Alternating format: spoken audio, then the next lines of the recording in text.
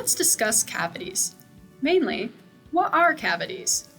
Cavities can be described as various types of holes that we, as hydraulic manifold designers, are inserting into the manifold block.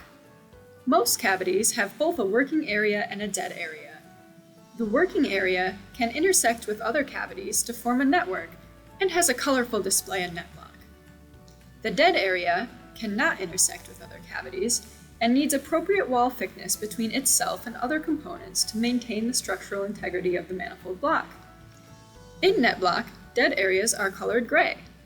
Some cavities, such as bolt holes used as mounting holes, are only dead area and should not intersect with other cavities.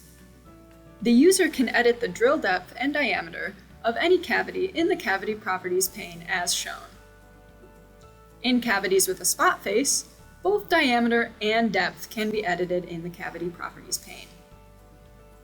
As sun cavities derive depth values based on the locating shoulder depth can also be modified in the Cavity Properties pane.